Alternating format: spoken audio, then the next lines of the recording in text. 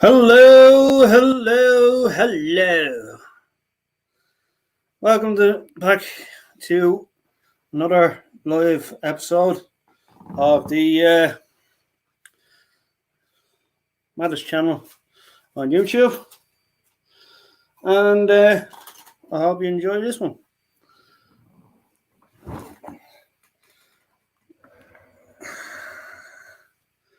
So it's hope everyone is doing well.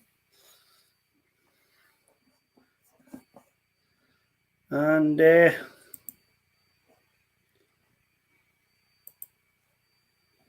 for some reason it's not shared with you guys yet. I don't know why. Okay, so hold on. That's boom.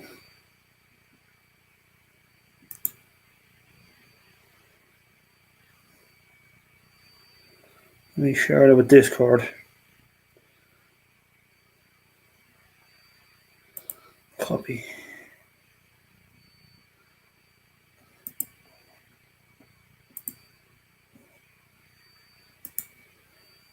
Paste.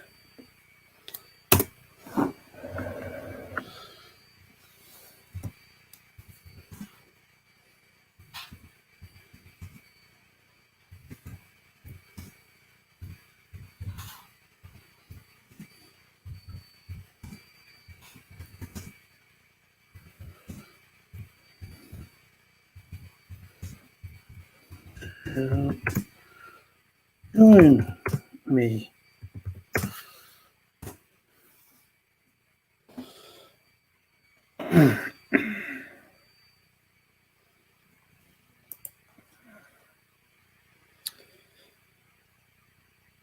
John, how the devil are you, sir?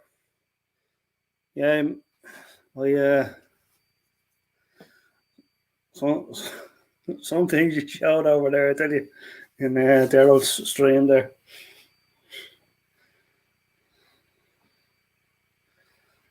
What a great point you made as well.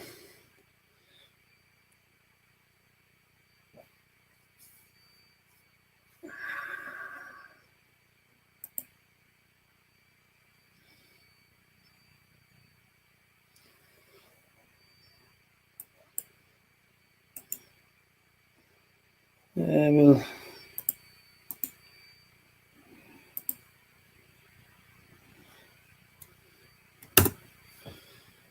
there's the link. I'm great, doing great, John. How are you doing?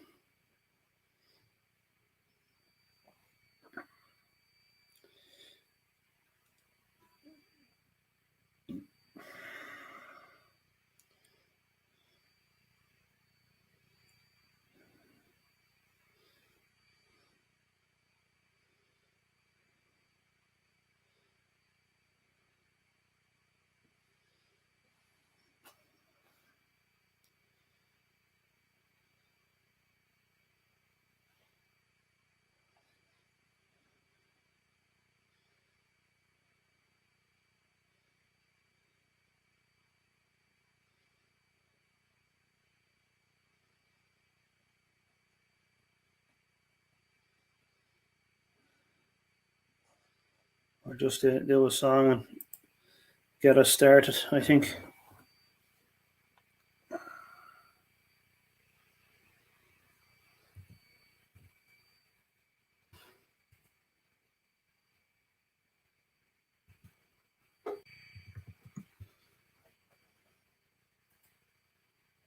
Oh, and welcome, John. How you doing, my friend? I'm doing good. How are you? Not doing too bad. I finally got most of the parts, like I was saying earlier. Yeah. I was actually gonna get the warning, but then you said it in the ABN stream that you got all the parts. So Yep. Finally. Actually had a discussion with my postman too about that. Yeah. I mean, in the couple of months I've been here, I've seen 4 different postal carriers deliver to this address. So I don't know who's being the idiot and who's being. Now the older gentleman that I just talked to seemed very nice with, asking legitimate questions about, do you want me to leave packages if you're not here, type of things, and was real polite. Yeah. As opposed to the one that left that green card with a smart ass comment on it. Yeah. So I mean, but like I said, he was a nice guy, and we got some things worked out, and of course, I don't have anything else coming. That Yeah. Yeah, it's always great when you have that arrangement with your postman. Like as a postman myself, like it's like I was it's always better to make the arrangement with the customer rather than just leave it there, right, and or leave a docket. Like not normally like that. That's kind of the standard of what we do. Like we leave the docket, gotcha. and like it's like that's and then obviously you can pick it up from the depot. Yeah, I had to So do that with her CPU because evidently they delivered it while I was at work, and I got a well, no, actually, I don't think it was this guy because they said it was supposed to be delivered by like 6 p.m. And when I got off work, I checked the tracking number, and it said it was out for delivery. It hadn't been delivered yet. yeah, And then 2 hours later, I went and checked it again, and it said, "Oh, it's being returned to the post office because nobody was home." Well, that's a lie because I've been sitting here for 2 hours.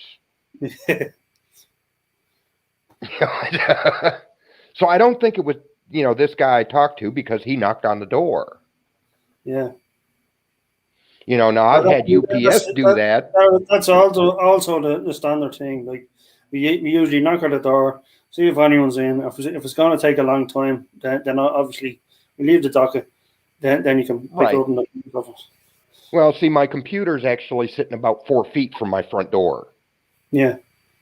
And I don't have any living room furniture per se, like a couch or a chair or whatnot. My entire living room is set up with my computer setup. Yeah. So that's all that's in my living room. So it takes me about 3 seconds to get up from my chair and go to the front door.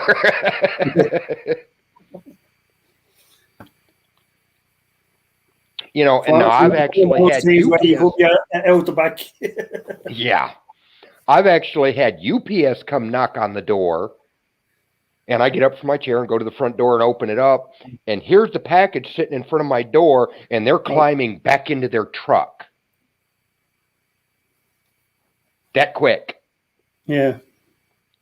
I understand you're busy, but come on.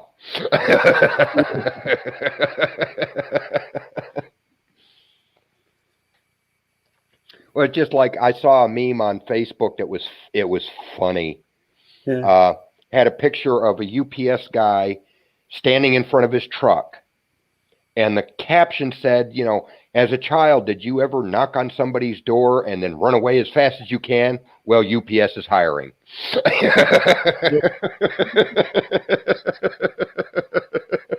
What do you guys call it? Ding dong ditch or something? Is it? I don't know. It's something or the like pretty much ring the bell. Fuck off on there. Oh, yeah. I forget. I never got into that when I was a kid, so yeah. I was busy getting in other kinds of trouble. Yeah. As we all were. Yeah. I think that's a child's lot in life.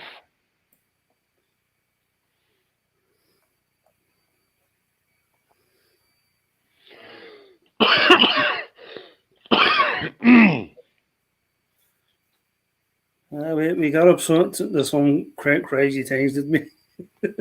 Yeah. Oh, we definitely did stupid things as a child. Yeah. And then get angry when our children do the same thing.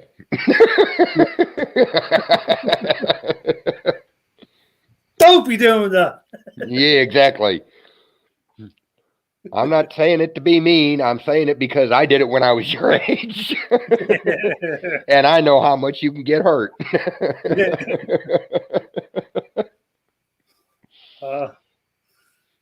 Those were the days. And nowadays generation just I don't know where some of these kids, I mean, I look at some of these kids, you pass them on the street and you see them doing, ridiculous things, and or they'll shove by you in a store or something because they're busy in their own little world. I just want to look at some of these kids and go, do you know excuse me in any language? Yeah. It's sad, isn't it? I mean, I go into, I smoke, so I go into the tobacco shop and I, get my cigarettes. And the lady behind the counter, who obviously half my age, is checking me out. Now she's polite enough where, I mean, we talk when I go in there. She's a nice lady, but she'll ask, do you want this, or do you need this, or do you need anything else? No, ma'am, I don't. And then well, you don't have to call me ma'am. Yes, I do. It's called being polite. Yeah. That's all it is. And today's generation just doesn't do that. Yeah, I mean, like at the end of the day, like I mean, it's our generation. I genuinely believe this, that our generation was raised right. Yeah. And it's like we were taught about our P's and Q's and everything else, and like what's wrong from right. It was always the case, Yeah. I and agree. that's like I like that's what I mean. Like there's obviously that like the previous generation, they had their mistakes, but I mean, still and all, they knew how to treat people and how we needed to treat people. Like if we listened, obviously, like to the parents and said, what's wrong from right. Well, we had my ex. I've been divorced for many years, but when we first moved out here to take care of her aunt, she makes friends, and she became friends with this couple who actually aggravated me in two ways. But there was one day this lady brought over her kids, and my wife was getting stuff for our kids, and would you like some? And these kids looked at her and went, no. And my wife looked at him and go, oh, excuse me, that would be no, ma'am. And this woman looked up, oh, we don't teach our kids that. Then you can get out of my house. There will be basic politeness here. Yeah. But the same couple, they were living in a trailer. They had 4 kids, and they had no air conditioning. And we're talking summers like what we're getting now. Well, like I said, we were taking care of her aunt. Her aunt had central air. So in my storage unit, when I moved down here, I had 6 air conditioners because we used to live in the country. So, I mean, every room had an air conditioner. Yeah. We moved down here, central air. We don't need the air conditioners. They're in my storage unit. So, being a decent human being, I looked at this lady and said, hey, have your husband come help me dig through the storage unit. I've got 6 air conditioners. We can let you guys borrow them, so that you guys aren't sweltering in that trailer. And we dug out 6 air conditioners. And they took them and, we're using them, and that's fine. Well, about 2 weeks later, her aunt's central air unit conked out. And we're talking a brick home with a metal roof. So we got a hold of these people, and hey, the central air here just went out on us. Could we get 2 of the air conditioners back so that we can keep her aunt and the kids cool? And this woman goes, "Oh, well, we'll return the air conditioners when we're done with them." Okay, off of that statement, you're now going to bring back all 6 of my air conditioners, or I'm calling the police on you for theft. Too right. Because I'm sorry. I was being polite and letting you use these units. I'm not even asking for all of them back, just 2 of them. So we can cool 2 rooms for our children and an elderly woman. And you want to hit me with this attitude? But that's today's generation. Yeah.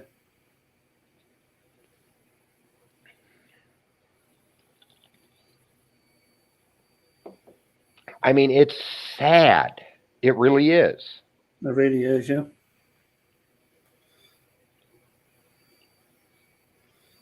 I mean, if we only, I mean, that's the thing, about this generation, they don't care. No. And if they did, I mean, it's I think Arlena said this, she said that people are so selfish, selfish minded, people. If they actually gave a damn, right, they would say, right, let's look after each other rather than go against each other, Yeah, that's the way it should be. Yeah, and it's sad that this generation can't pick that up, and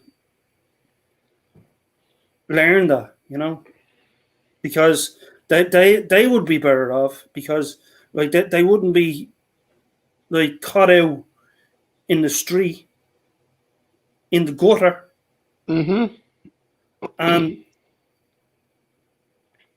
doing drugs or whatever, or with the current situation of what we're going through right now, living off the government. Yeah. I mean, like my job, we're actually set up. If we were doing, now granted, we're not doing full production, but if we were doing full production, we actually have 2, 3, 4, 5, 6, 7, 8, 9, 10, 11, 12, 13, 14 positions. Being we're not at full production, we can get away with about 6. But for the last year, we've only had 4. And we're not getting people applying because there's no need for them to work for their money when the government's going to give it to them. Yeah.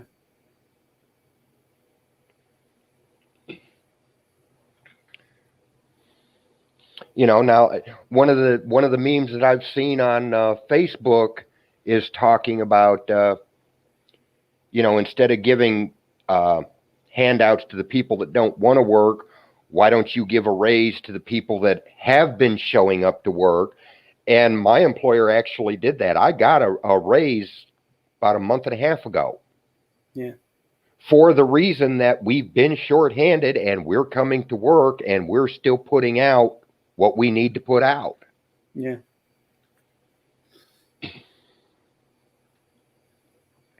And it's funny because in the last 3 weeks, 2-3 weeks anyway, I was probably the only one to hear this in my own job, but they basically said, well, because there's too much staff, we have to let 200 people go.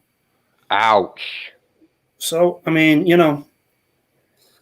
so I mean, where do you go from that? With 19 years service, and then people like who have a year's service, they're all getting let go. Yep. So Last hired, first fired. Yeah.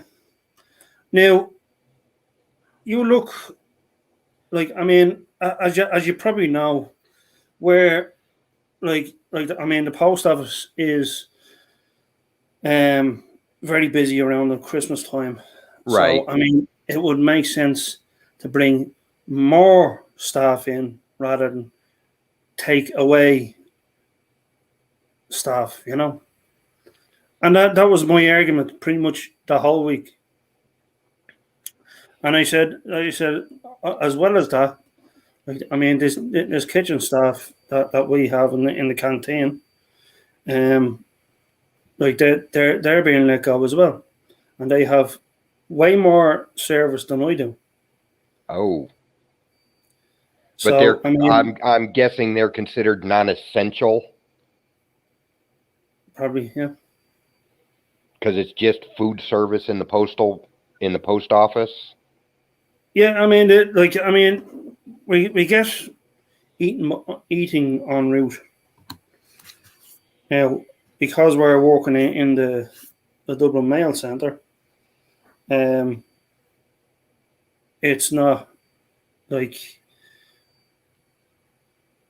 we're not exactly en route, but we're still eating in work.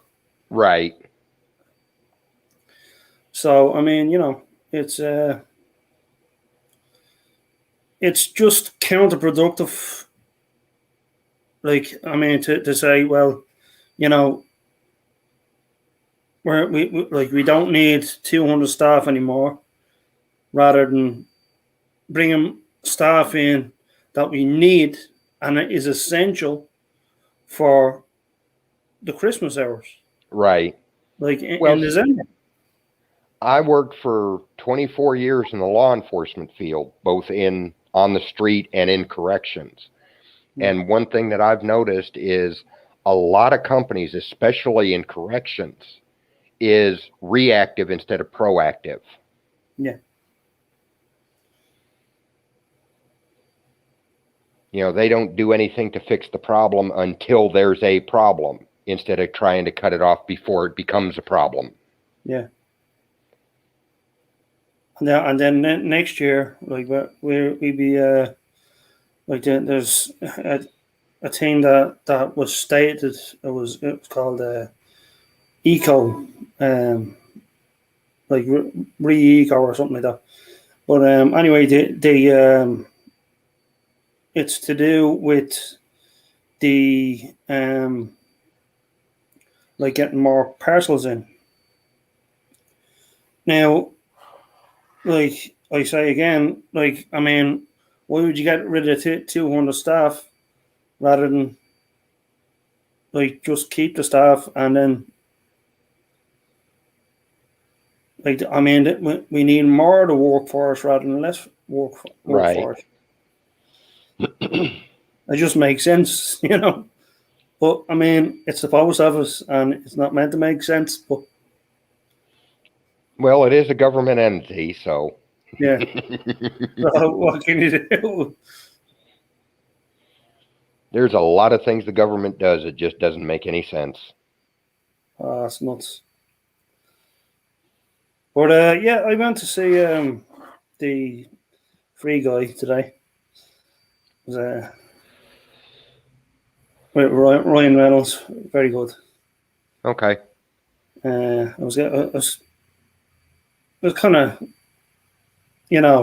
offbeat type of Kickstarter type of comedy, but still in all, it was an enjoyable movie.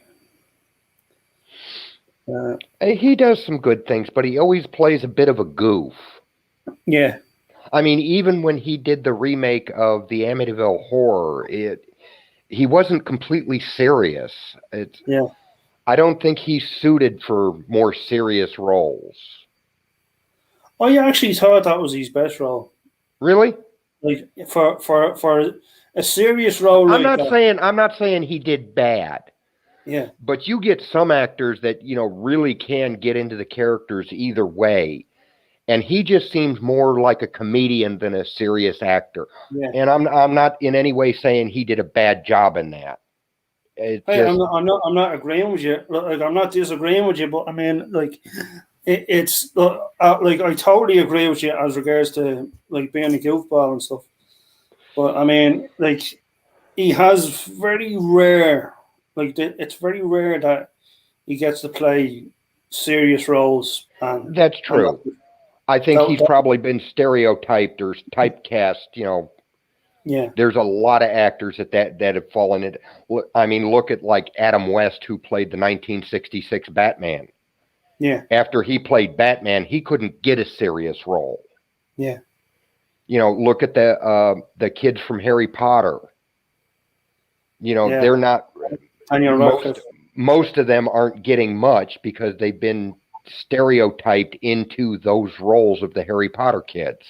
Yeah, And that's unfortunate because you can't see an actor's true potential if you don't give them the opportunity. exactly. Yeah.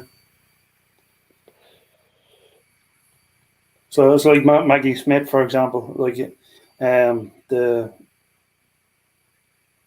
who was she playing? Oh, now I can't. Now that you ask that, I can't think of who she. It was Professor McGonagall. McGonagall, yeah.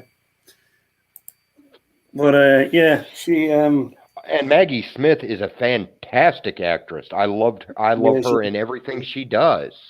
Yeah. Like, she was in some absolute legendary movies, Yes, she was. Yeah. But I mean, like her and Alan Rickman, like Yeah. they could. Alan Rickman did beautifully in that job. Yeah. Portraying that character the way he did was absolute gold. Yeah, and of course Ralph Fiennes as well. He was fantastic as Lord Voldemort. Yeah. And like, I mean, you could go down through the list. Like, it's so many. Like, they're pretty much household names nowadays. The only one I didn't care for was and he did all right, but the actor they got to portray Dumbledore from season 3 on. Yeah. It was a different character than the original actor portrayed him as. Yeah. And I liked the first 2 movies. Unfortunately, that actor did pass away, which is why they had to get somebody else. Yeah. But the guy that took his place did a good job, but it just, to me, wasn't. If you read the books, it wasn't Dumbledore. Yeah. Oh, I totally agree. Like, it was just it was a sad time. Like, I mean, especially after episode 2. Yeah. And I mean, he was in. Like, the guy, I think, was Harris. Was that his name? I don't know off the top of my head. I know he's an Irish actor. Hold on a second.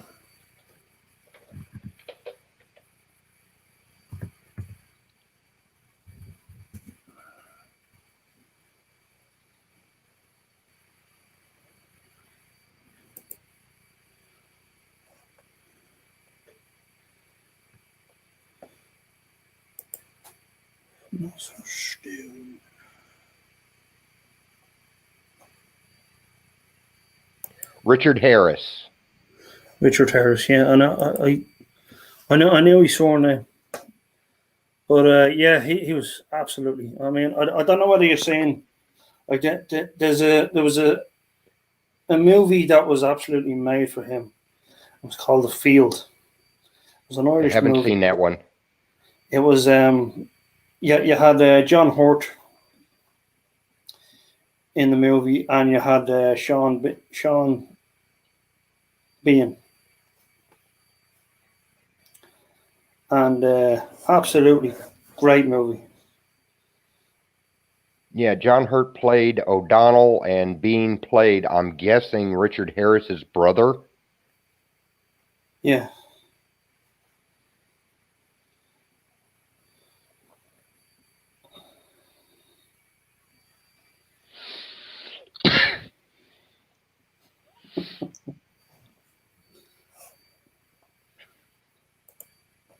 No, I don't think so, Connor. He used to be our ex-prime minister, and he tends to lie every now and then. Don't most politicians? Yeah.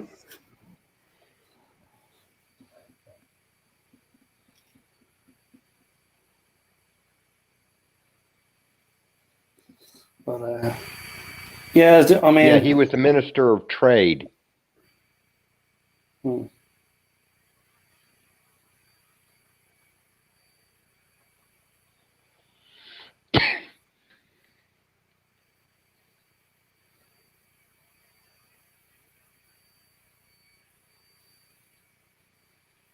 I mean, a lot of the good actors that we've had, you know, all the stuff that we grew up with, you know, unfortunately, most of them are going now. Yeah. You know, and the actors they're getting nowadays, well, when you look like at the Gina Carano situation, you know, if you don't agree with, you know, Hollywood, you don't have a job. Yeah. You know, it had nothing to do with your acting skill, whether you're good, bad, or indifferent. If you don't agree with what we agree with, you're out. And that's unfortunate because then we lose entertainment that way. Yeah. Case in point, I mean, look what happened this week to Scarjo. Oh, I hadn't actually kept up. Oh, you mean about Disney dropping her from the Marvel franchise? Yeah. Yeah. Like that. I mean, it's like that. And that actually has nothing to do with her political beliefs. That has to do with how dare she sue us for what's right. I mean, I'm sure her argument was, well, I mean, how dare you like talk about like COVID when I done everything right, you Yeah, know? And that be like, I mean, it's a vicious circle, and it is. we all know like that it doesn't end well. But I mean, You know, and Disney could have solved the whole thing by talking to her before this went exactly, out. Because yeah, there are other movie companies that did the same thing. You know, actors had in their contracts, this is the way we're going to be. And due to the situation, we've got to do this. So we're going to give you this compensation since we're not doing it by the contract. And every one of those actors went, okay. yeah, If Disney had just done that with Scarlett Johansson, she probably would have never said a word. yeah. But I mean, she was right to chase after what What like she would do. she was entitled to, you know. Yeah. I mean, anybody would have done that. Like, I mean, it's And right now, there's what, two other actors that are now following suit? yeah. The Rock is one. Yeah, The Rock and I can't think of the actress's name, but the one that played Corella. Emma Stone, Yeah, Emma Stone. and They're doing it too. there's another one, isn't there? I hadn't heard about another one. I knew of those two. Is it Daisy Ridley? I think. Has she been in anything recently? I don't know, to be honest with you.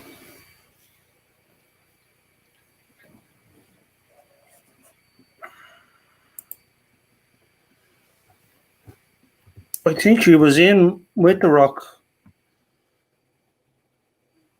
In that movie with The Rock.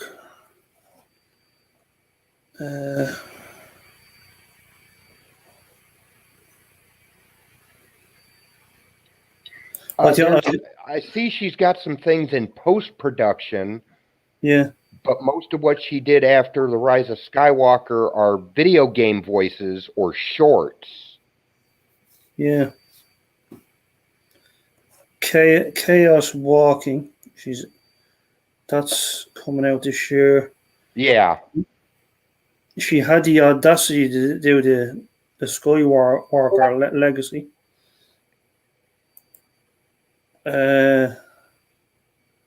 What else?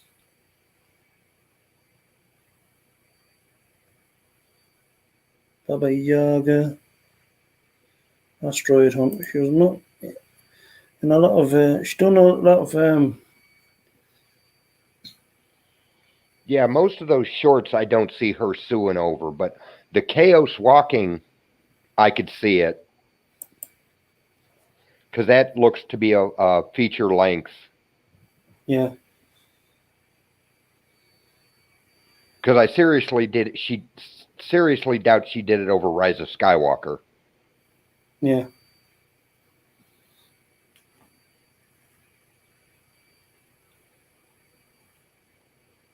Yeah, it's a movie that was supposed to happen last year. Okay. Like the Skywalker legacy. Well, she I'm did. I'm Well, so there's the glad we could get that. Forces of Destiny, which she voiced Rey in those. Yeah. And then the only thing to come out prior to Rise of Skywalker was Rise of the Resistance, which is a short.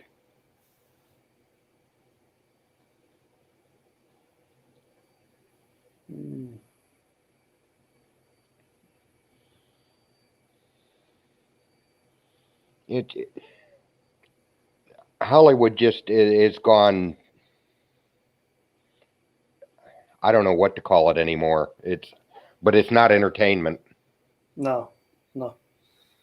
I mean, like what you guys were talking about. It's like it was. Like I mean, there's nothing like going back to what you were talking about as regards to Quantum Leap. Like I mean, there's nothing like it. No, and they're not Um, going to make anything like it. yeah, It's not politically correct anymore. like I made the point. It was like that movie Guardian with Kevin Costner. Uh, an absolute masterpiece, and like the fact that we still have that mystery of whatever happened to Sam Beckett. Right. You know, like but the mystery is also there of what happened to the Guardian. Right. Whatever happened to him. And I know what most people would say, like they want closure, but I mean, it's like Well, when you look at that movie, who was that kid? Ashton Kutcher. yeah, When he was sitting in the helicopter right there at the end, to me, they got closure with his yeah, statement. yeah, Everything came to fruition. A couple of weeks later, when that yeah, when that guy was pulled up, and he's like, "Okay, where's the other guy?" He stayed with me the whole time, and right there, you knew it was the Kevin Costner character. yeah, You know, Obviously he died, and now his spirit is watching over these people yeah, until the Ashton Kutcher character can show up, and the Ashton Kutcher character could accept that. yeah. That actually was well That was done. the clever thing about that. Like Yeah, that was kind well of done. brought that in. And I think it was the same with Quantum Leap right at the end as well. Yeah, but I still cried when I read that passage Yeah, because you spent 5 years following this guy's adventures, and all he wanted to do, they started the yeah, experiment and it went wrong, and now he's stuck. And you spent 5 years of him going, okay, we proved that the experiment could work. Now all I want to do is go home. yeah. and you follow him for 5 years, and at the end they say, "Oh, you don't get what you want." Yeah. I mean, the ending was well done, but like I said, that's why I love that final episode, and in the same token, I hated it. Yeah. Yeah, like it was like it's so it was so heart wrenching because you wanted them to go like to get home, you know, but Yep. it was like it was just pure perfection, you know. Yeah, it was. But that interview that Daryl showed, where he said he's written another script. Yeah, Scott Bakula was right. They ticked all the right boxes to where, yes, you can end it there and never come to it again, or you can take it on. yeah, I mean, the ending was that good. it was. It was just, and like I mean, like the barkeeper. What was it? It was of course Bruce McGill, Matsur, that's Suzak. In what? Do you remember the barkeeper in the last episode? It was he was he like it was this guy. He was called Bruce McGill. He was in a movie called Time Cop. Do you remember Matuzak? It's been a while since I've seen Time Cop. Yeah, but if I can show you what he looks like, you'd know straight off the bat. Um,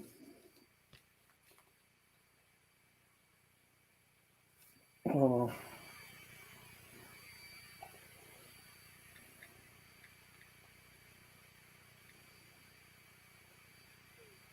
Okay, yes, I know Bruce McGill. yeah.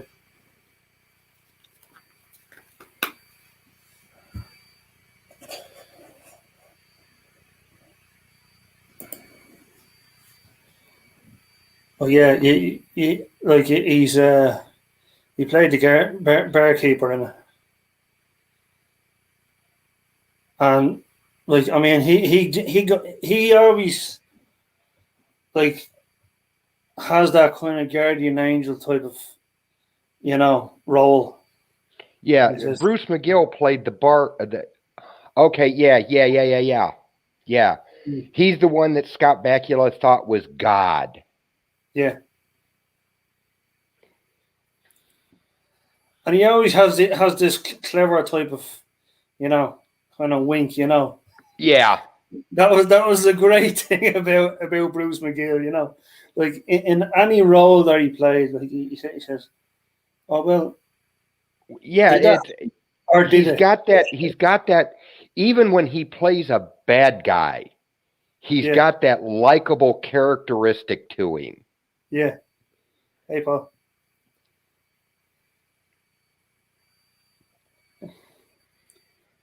But, I mean, even when he plays the. Have you ever seen My Cousin Vinny? I did, yeah. He played the sheriff. That's right, yeah. Yeah, it's. Hey, Paul.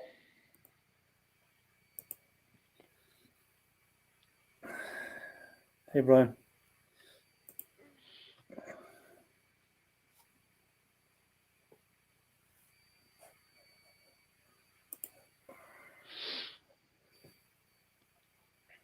But yeah, I mean, it was like his roles are just you were really clever the way it was done. Oh yeah, yeah. He's definitely a good actor. Yeah. Because, like I said, even playing the bad guy, you end up rooting for him. Absolutely. Yeah. I tell you, like there's nothing like it. Like it's such a shame because I mean that's kind of writing that we want, Yeah. Well, I mean, have you ever seen a movie called Wildcats with Goldie Hawn? Yeah, I He remember was the well. football coach, and he played such a prick. Yeah, But he was still a likable character in that role. yeah. You always had that kind of, Yeah. a bit of a wink.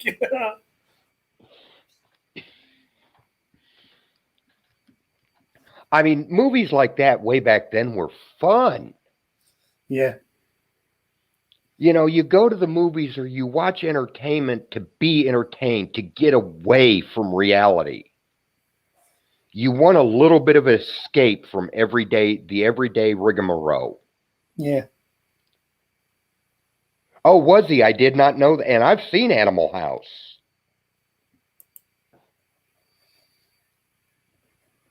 Of course, it's been many, many, many, many years. I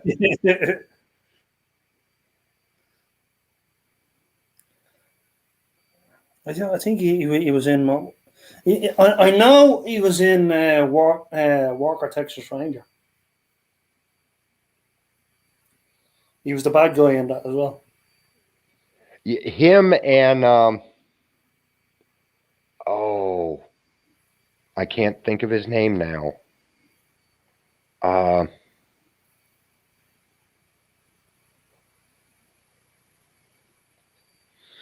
oh, give me a second. Chuck Norris.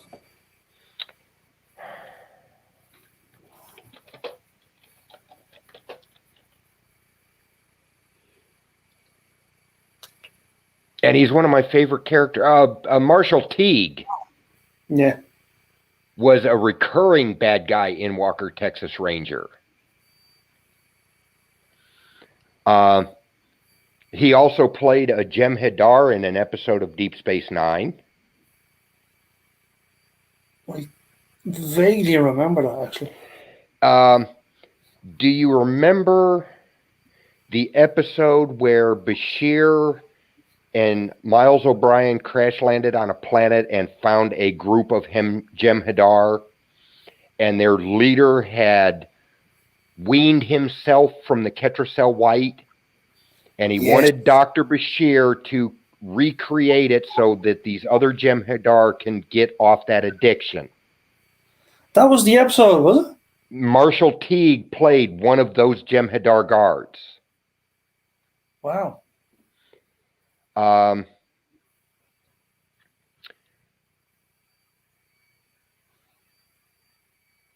Give me a second, because I actually play Star Trek Online, and I actually named my Jem'Hadar character after him. Yeah.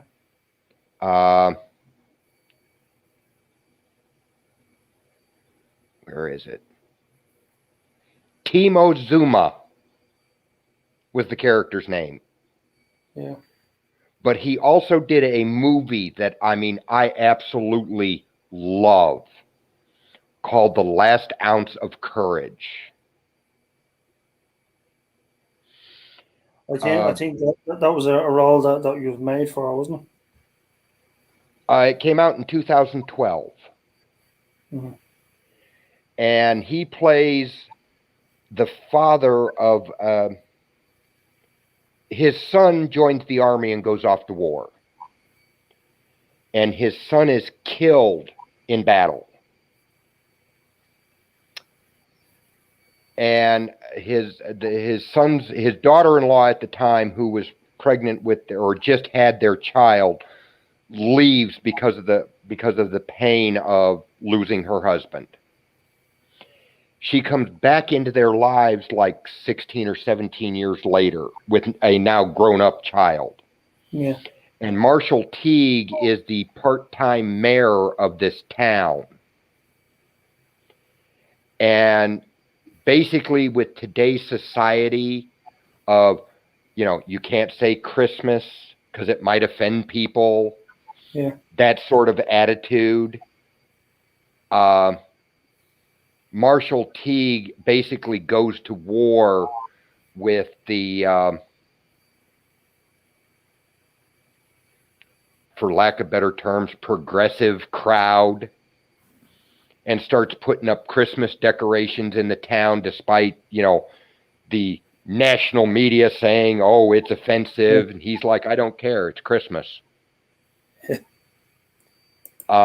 It's a really well done story. Yeah. Welcome, Green Lantern.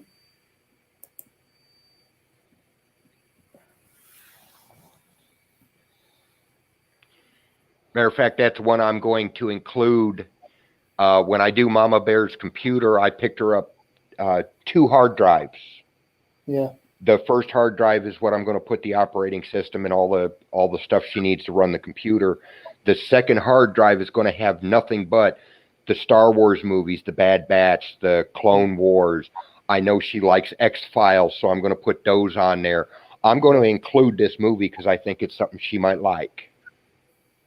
It'll be a beast. That it will. I wanted to do her right and get her something that she can use for a long time. Yeah. I mean, she deserves it. Yes, she does. She's a sweetheart. There's no question about it.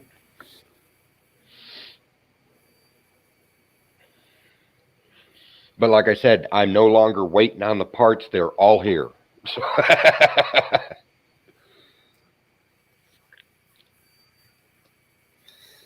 That's good. Like, I mean, even the mouse mat, like what you showed on the.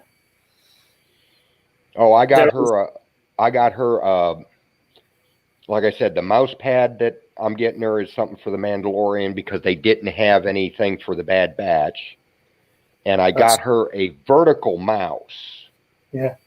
It may take her some getting used to, but it helps. It helps reduce the carpal tunnel that normal mice can bring out.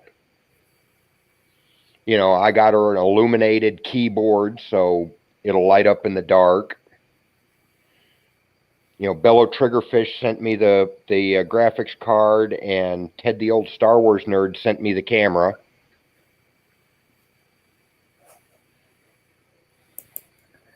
What you did, my dear? Hello, hello, and hello. We knew you were there. We saw you.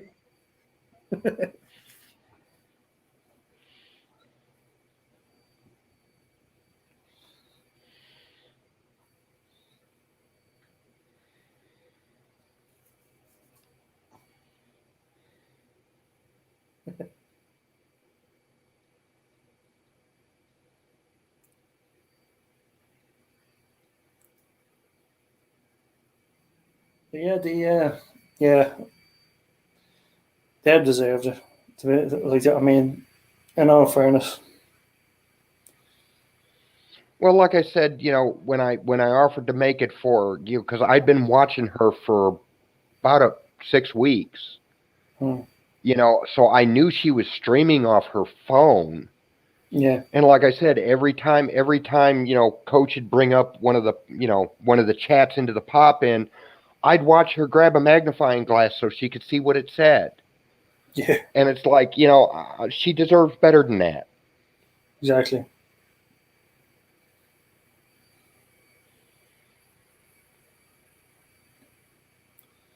I mean, what she did. I mean, I don't like what she done for me. I mean, I'm forever thankful. You know, she actually got me the membership to be on EBN, and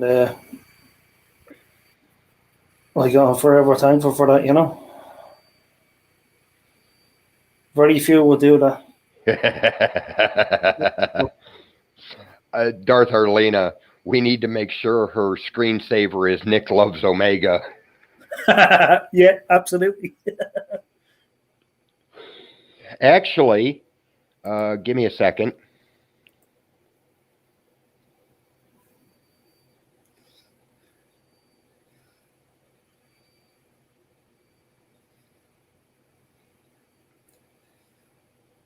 So, how's everybody doing on this fine evening?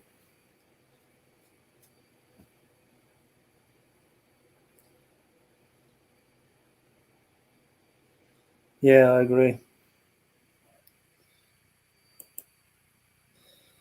We all love our Arlena, it's no question. Heart of gold. Yeah.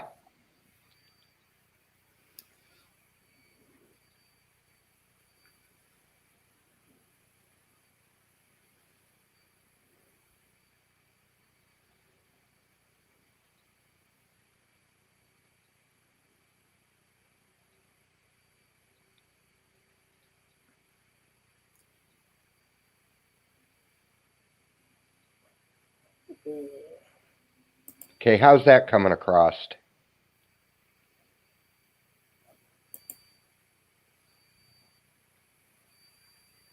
Yeah, looks great. I mean, I've got, basically a majority of the people that, interact with her. Coach is up in the corner.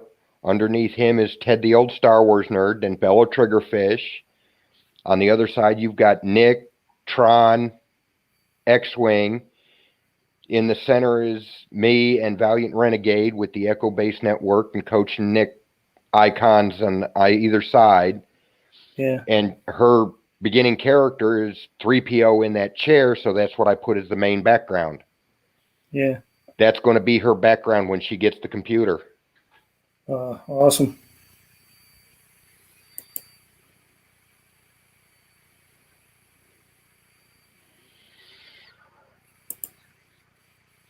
But that way, every time she turns it on, she's going to see the whole group of everybody staring back at her. Yeah.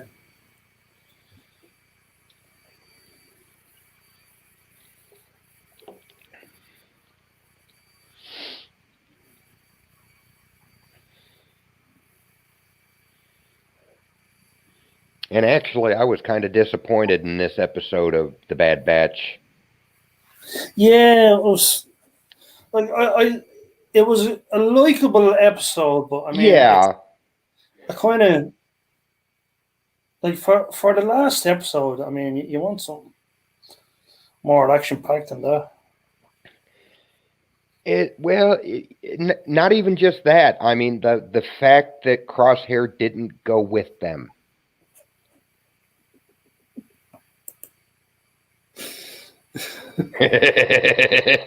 I'll find a way.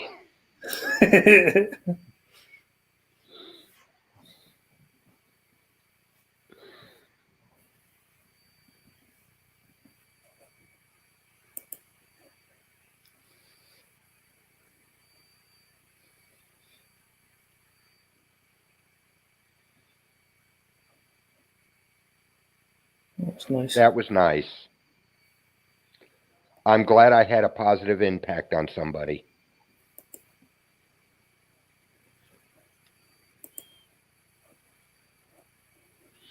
But that's what makes Echo Base Network so special.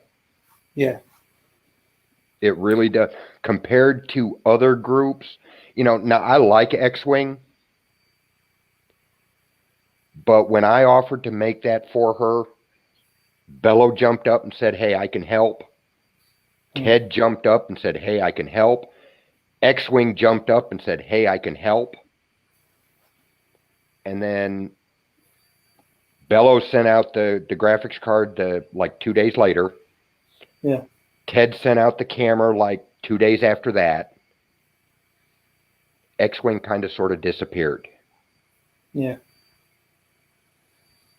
I've jumped onto his streams and into his Discord a couple of times trying to talk to him about it, but he gets busy with other things. And I understand he's busy. Yeah. He's trying to, get his channel, going full tilt. But it just kind of, when you say you're going to do something and then avoid the subject, kind of left a sour. I mean, I still like X-Wing. Yeah. I just now know that I can't really rely on him. Yeah. And hell, if there's anything I could do, like I would do it. I know. I know. There's no question. Like I'd be the first up there to say, yeah, I want to help. And most people, and I'm sure X-Wing fully intended to help when he said that. Yeah.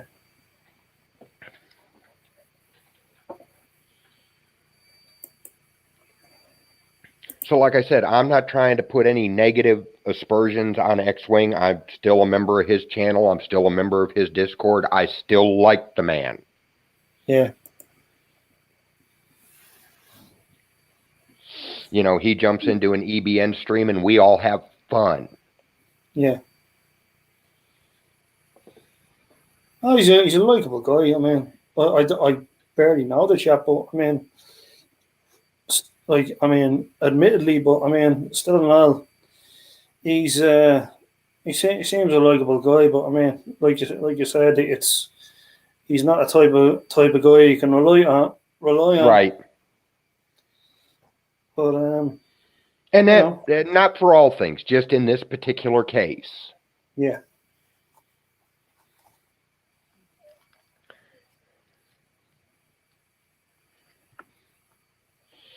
But that's all right. I'm still getting it done. Yeah. You still have all the parts. Yep.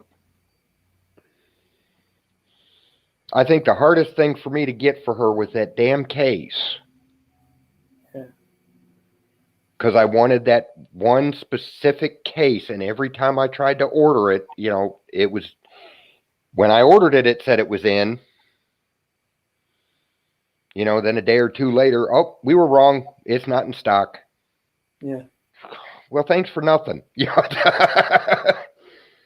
know, if I just wanted a plain, know-nothing 20-year-old looking case, I've got plenty of them hanging around. Yeah. I wanted something with the window because I'm putting the RGB fans in there. Yeah. It's like me with the PS5. They only release like 10,000 like per year. Okay. Like ever since this whole thing started, and like I've been like the clappers trying to get me hands on it on one, you know, and I can't. Right. Because anytime I would go and get one, it would be sold out. Kind of like graphics cards nowadays. Yeah. And I mean the graphics cards. I mean I went in search for that, and there's only one shop, and I did get it for Brandon. You know, they I don't know whether he got his own one, but I mean I did get one and I was promising for it for the last 2 weeks. I said I'll ask around, and I did, and there was one store that was available, and I got it. But well, I actually haven't been looking for graphics cards. It's just I know with the shortage right now. You know, I watch a YouTuber by the name of Jay's 2 Cents. Yeah. As far as tech things go, so yeah, I've been kind of sort of following, you know, what he's been saying as far as the chip shortage and how hard it is to get graphics cards. That's the only reason I know about it. Yeah. Because I mean, for my systems, I have what fits me. I mean, I don't need the latest and greatest. You know, my primary system's only an i7-8700 with an AMD Radeon Vega 64 as a graphics card. Yeah. And that's fine. For what I do, that's fine. Yeah.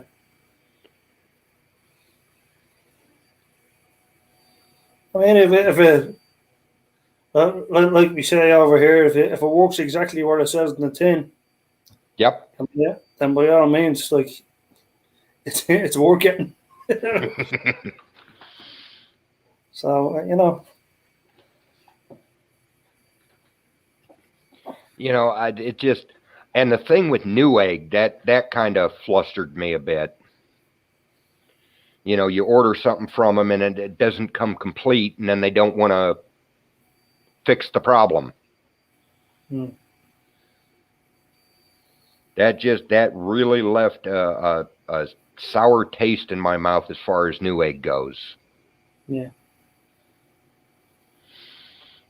I'll be back in a second. Hello.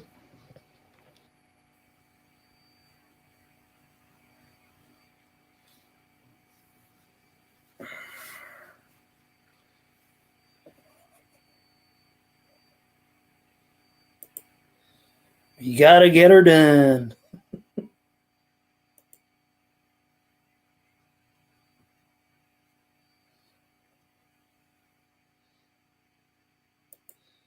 Got to mention earlier, Scott. Welcome to the show.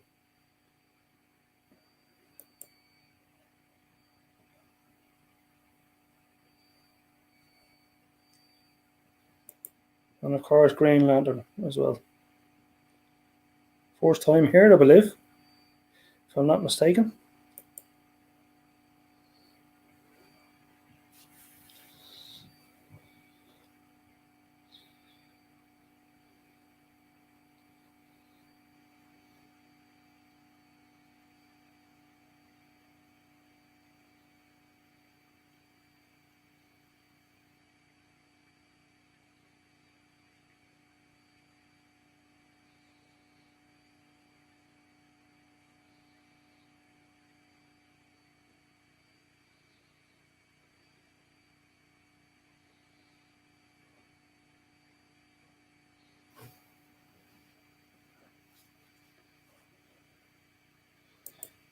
I enjoyed it.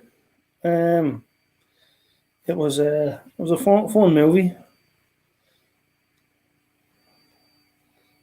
but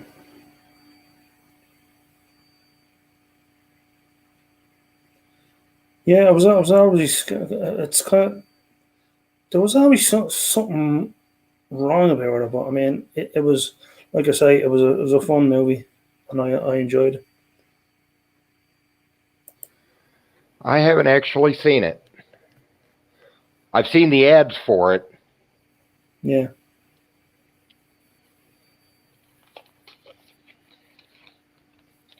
But I don't much actually go out to the movies anymore.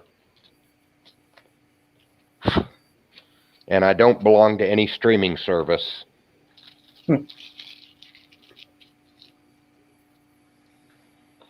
You're your own man. That's all there is to it. Yep. Like myself. I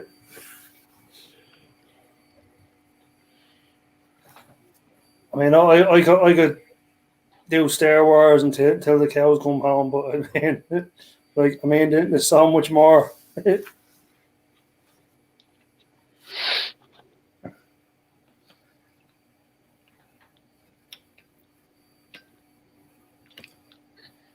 And that, like I said, I mean, me and my father, Lord rest him, we both used to sit down and watch Quantum Leap, Airwolf. Yep. Like even the movie. I don't know about whether you remember Blue Thunder. Oh yeah, with Roy Scheider. Yeah, an absolute great movie. Well, see, my mother basically was my best friend. Yeah. You know, I could talk to her about anything. Yeah.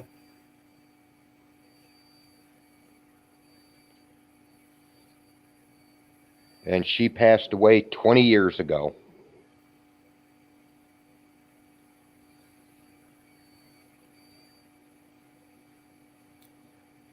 And it's so fresh with me. Because my father and I were like that, you know. We used to have a beer together. We used to play golf together. Well, speaking of Blue Thunder, they also made a TV series.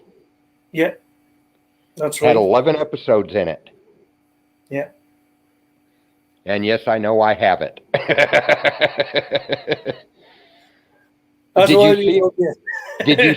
Did you see my video list? My TV show list on Daryl's stream? Yeah. Yeah. I was a collector. I was a collector, and like I said, it's not complete. I haven't kept it up, but because I've got the Bad Batch and the Expanse, and I just hadn't put them in there.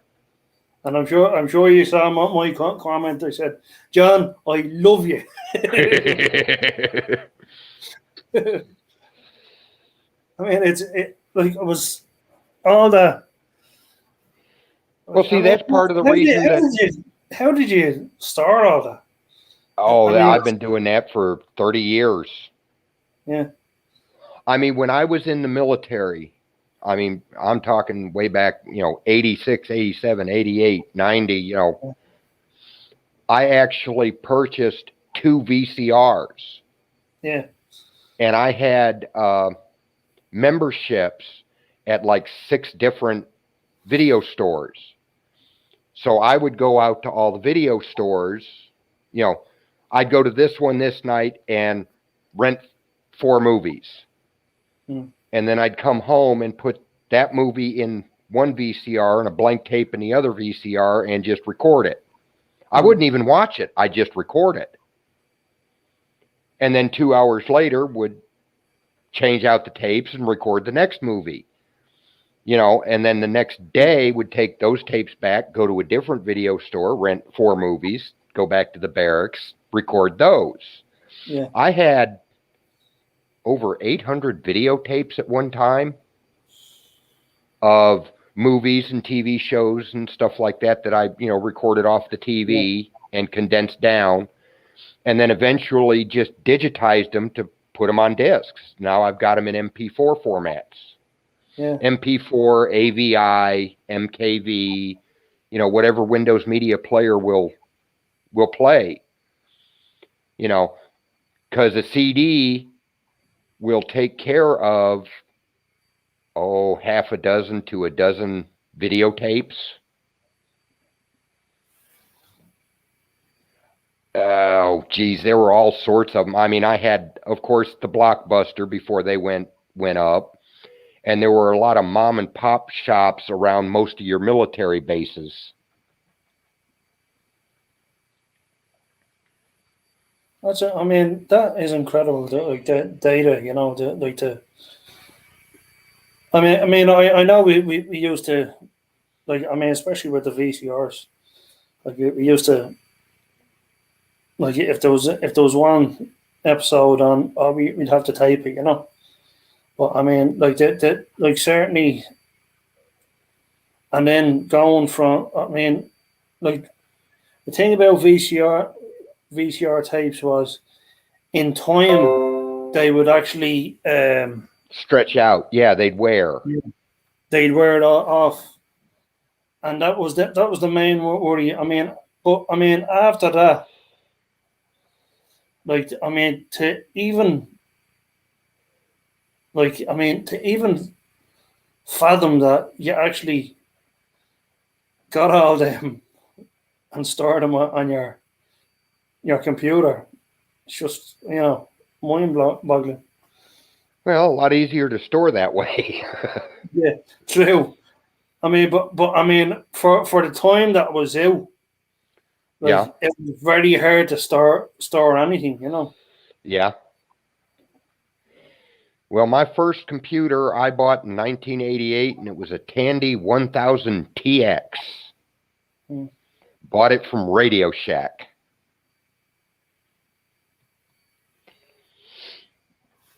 And then from the time I bought it, just started playing around with it and taught myself how to build computers.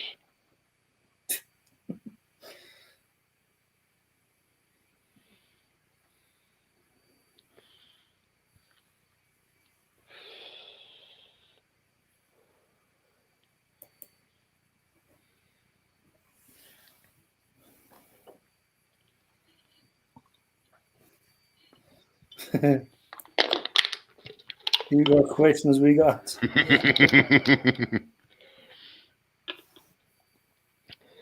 And then the infamous sticker on there, "Be kind, rewind." Yeah. I actually had 2 of those things were automatic. You just put the tape in, shut the lid, and it automatically rewound it. Yeah.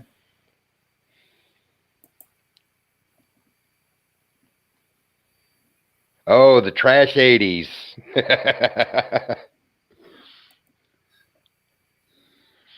At the time I bought mine, the Tandy 1000 TX was the latest and greatest thing to hit the market.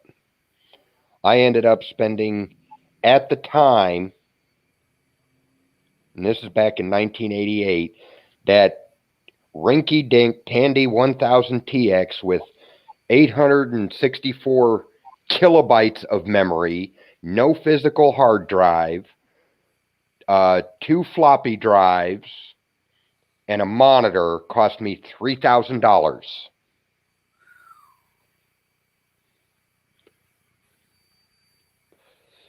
And I'm not even talking monitors like we have today. I'm talking the old CRT that weighed 90 pounds. Yeah.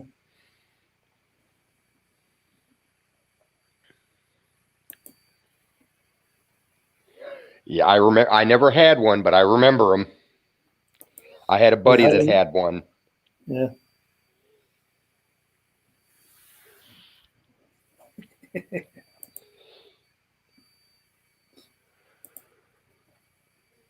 I'm glad I answered your question without knowing it.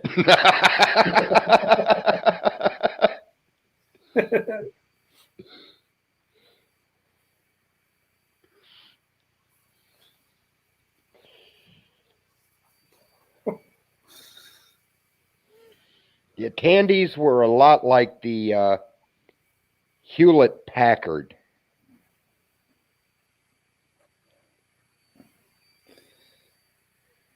You know, it was all proprietary.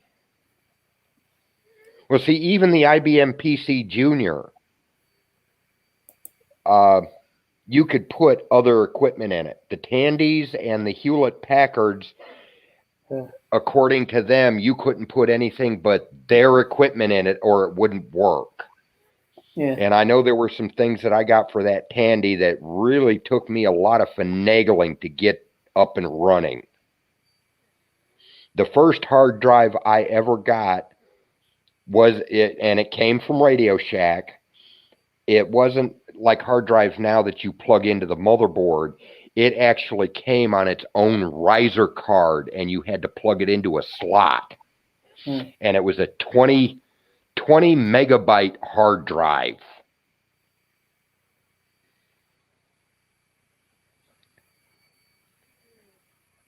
Yeah, I've a HP Pavilion 14. Okay. Which I'm actually using at the moment. But like, I mean, like they've certainly lasted the test of time. Like the Hewlett Packards. Yeah, Hewlett Packard was not a bad company, and Pacific Bell was not a bad company. But when they got together and made the Packard Bell computer, those were utter garbage. Yeah. And that was the bad thing, you know, when I got back out of the military and my parents saw my computer, oh, now they were interested. It really is. They wanted to buy a computer. So I took what limited knowledge I had and said, okay, this is what you're looking for in a computer. This is what you need to get. Do not get this. And I specifically told them, do not get a Packard Bell. And they walked in the door and said, well, here's our new computer. And I look at the side of the box and it says Packard Bell. I said, I told you not to get this one because you can't upgrade them. And my stepfather looked at me and said, oh, don't worry about that. We're never going to upgrade. Okay. We'll see how long this lasts. It's like walking into the Costa del Sol and said, don't drink the water. Yeah. And then sure enough. Then you pour it from the top and say, shit. Yep. and that's what you're doing. About 4 months later, the neighbor got a handheld, 4-inch wide scanner. So now, of course, competing with the neighbors, we've got to get a scanner. I told you we can't upgrade this thing. I'm never going to get it to work. Well, they went and bought a 4-inch handheld scanner and asked me to put it in for them. It took me almost 2.5 months to get that thing working. And then the neighbors went and got something else, so now they had to have it. Yeah, I told you when you bought this thing not to buy it. It finally got to a point. They asked me to upgrade, and I went to put something in there, and I'm going to say accidentally plugged 2 jumpers that shouldn't have been plugged. And we heard the pop, and we saw the smoke come off the motherboard, and I went, oh, you're going to need a new motherboard. So we went to one of these, they don't have them anymore. They're almost like the cons now, but it was a computer show, almost like a flea market for computer parts. And we went to one of those, and I picked out a motherboard for him, and I installed the new motherboard. And after that, I didn't have any problem installing new stuff they wanted in their computer. You knew how to do it.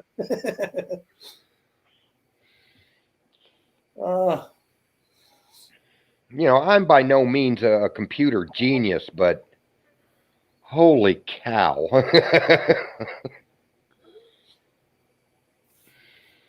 It's easy once you know how, but when you know how, it takes you months. It's just like anything, you know, we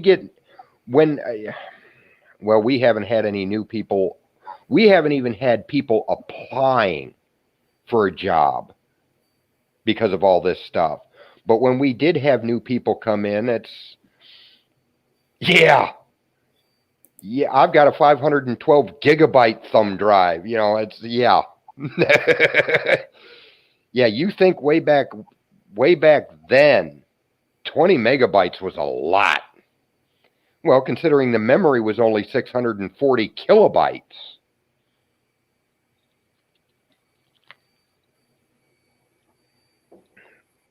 You know, now you can't run basic programs without less than 4 gigabytes of memory. Yeah. It's even bigger than that now, actually. Well, some programs, some games, yeah. Yeah. 16 gig, probably our best bet, you know? Yeah, it's about average. My primary system has 32. Yeah.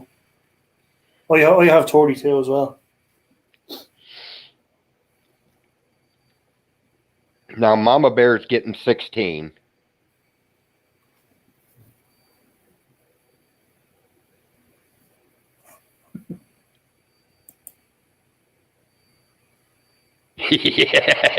Yeah. Yeah, my cell phone saves them larger than that. But it's absolutely amazing where like I said, you know, technology is a wonderful thing, but yet at the opposite end of that coin, it's a detriment. Yeah. So that'll be something that, you know, because you rely too much on it. Yeah. This one was only bought there recently, but it has 128 MBs on it. Yeah, see, I don't even know what mine is. Like I said, I never use mine. Yeah. I was I only got it about 3 months ago, but it was the latest model at the time. Yeah, see, I've got an LG V20, so it's what, 6 years old, something like that. Yeah.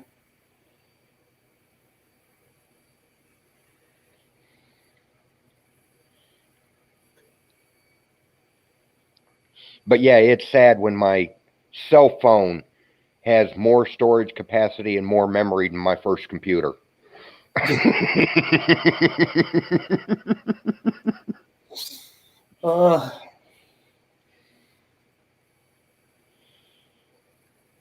And I actually find myself wanting to play some of those old vintage. The reason I bought it was for a game called Starflight. Yeah. Which Starflight won't run on any modern computer. That's the one with Star Fox, is it? That one? Is it that one? I mean, I can run a DOS emulator and run it, Yeah. but it won't run off the computer itself.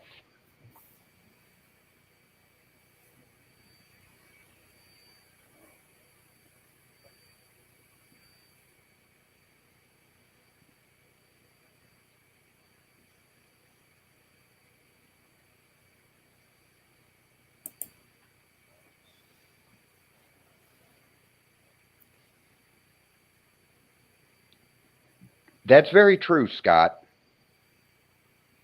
That is very true.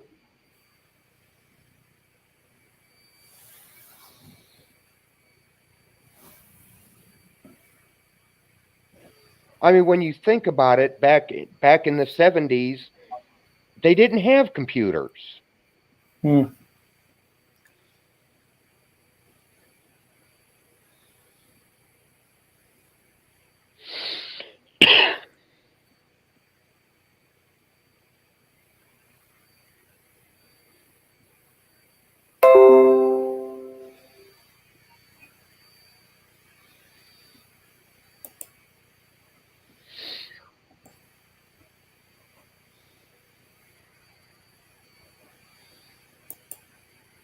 I've played Space Quest.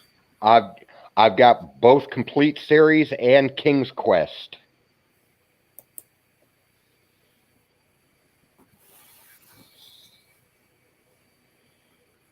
The old Sierra Games.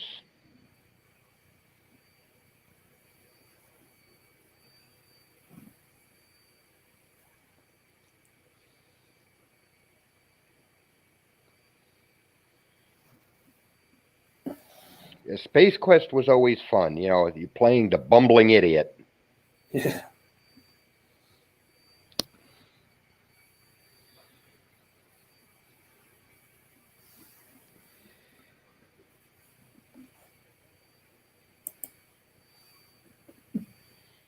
Oh yeah, I had 1 3.5 and 1 5 1/4 in my Tandy.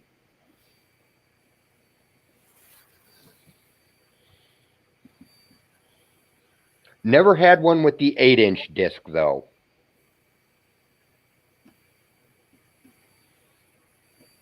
Of course, the old Commodores ran off a tape drive, I believe.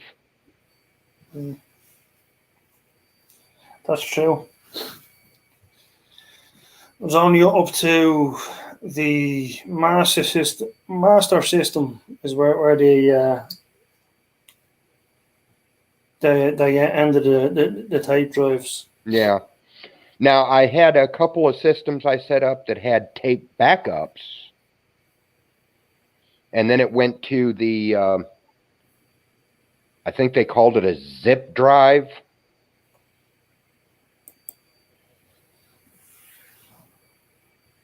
Never played that one. Never heard of that one. Yeah.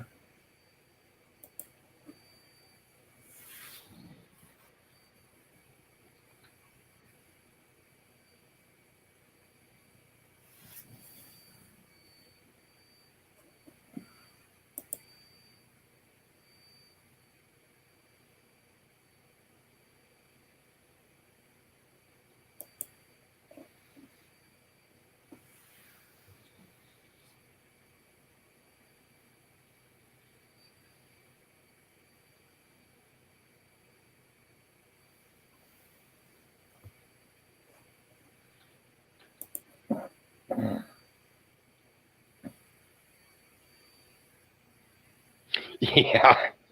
I can imagine, well, just like the 3.5 inch, you know, when you're used to using the 5 1/4, the 3.5 inch, which had twice as much available space on it for half the size.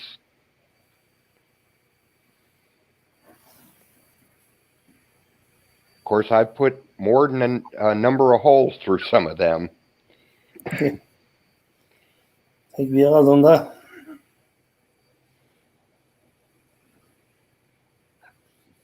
That's actually surprising.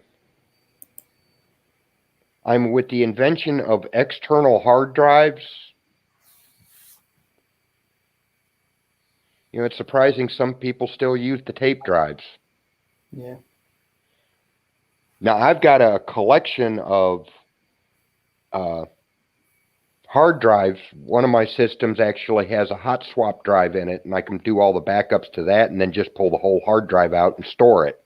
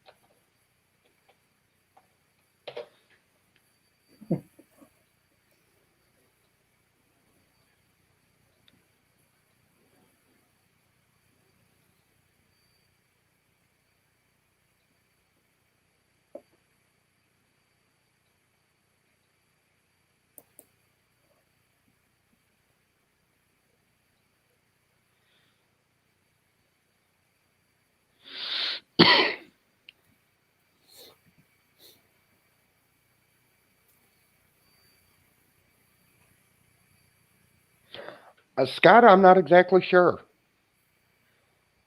I spent 8 years in the Navy and 4 years in the Army, so I couldn't tell you what the Air Force did.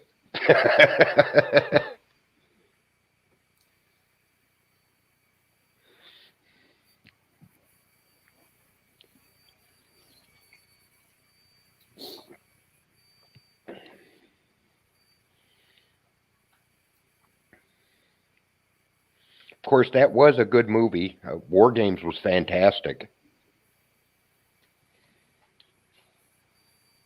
Yeah, I vaguely remember playing that one myself.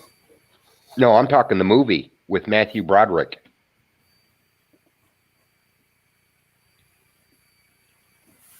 I don't think I've seen that one. Oh, he plays a computer nerd that breaks into the Pentagon's database, and they've turned over their silo system to a computer called the Whopper. And he's looking for a computer company to play a game and accidentally breaks into the government facility through a modem and starts playing a game, a nuclear war game, with the Whopper computer, who ends up taking over thinking it's real. Was that the movie Hackers? No, that's a different movie. This one was actually called War Games. Oh.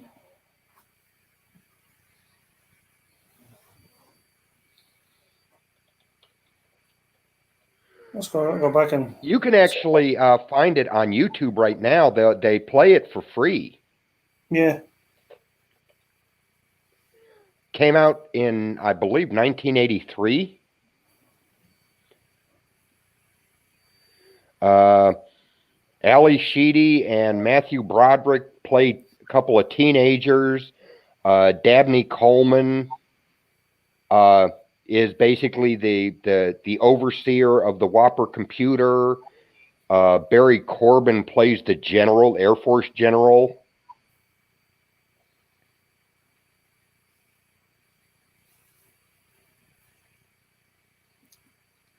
Yep, that's it. That was the general telling oh geez, Dabney Coleman, yeah, your computer system sucks. I don't have to put up with that. Yes, you do.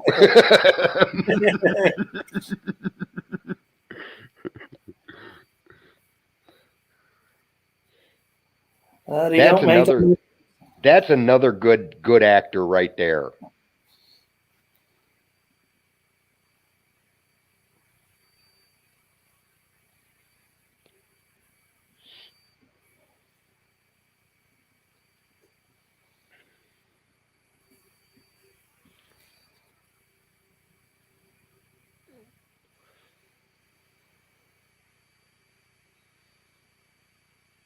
They don't make them like they used to. No, that they don't.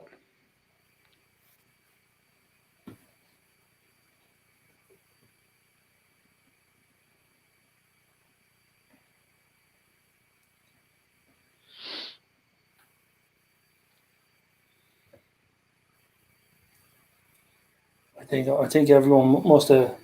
I mean, Jumped going over back to EBN. Yeah, Echo Base has been broadcasting for about 10 minutes now. starting now, was it? Yeah. They're in their pre-show. Yeah. And then it would take about a half an hour. Yeah.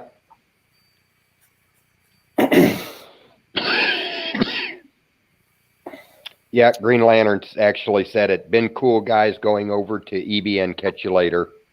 Yeah. So I think I'll end it here. So Oh, it's good being here, Eddie. I enjoyed talking to you. yeah, you too, John, and thanks for being on the show and stuff. Oh, no problem. I enjoyed it. I'll talk to you over on EBN. Indeed. All righty. See you over there. And welcome to all of you, and thanks for being here. And I appreciate everyone joining me in this adventure that me and John had. But I'll talk to you again real soon, and we'll catch you on the next cartoon. Take it easy, guys. Hope you enjoyed.